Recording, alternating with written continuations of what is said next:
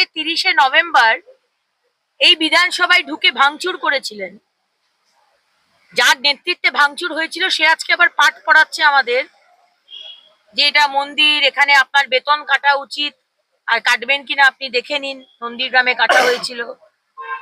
আপনার কাছ থেকে আমাদের শিখতে হবে মমতা ব্যানার্জি। হ্যাঁ, আপনার তো আজকে কালীগঞ্জে থাকার কথা ছিল, ওই তামান্নার বাড়িতে।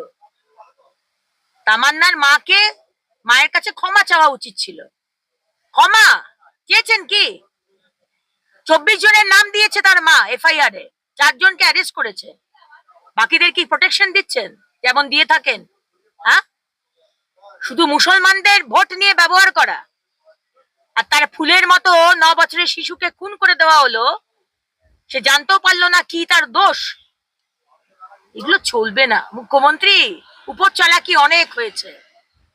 আজকে এসে এত বড় বড় জ্ঞান দিলেন, একবারও তো তামান্নার কথা বললেন না। লজ্জা হলো স্বীকার করতে, ক্ষমা চাইতে লজ্জা হলো। রাগ না করে থাকলে আমাকে একটা মিনিট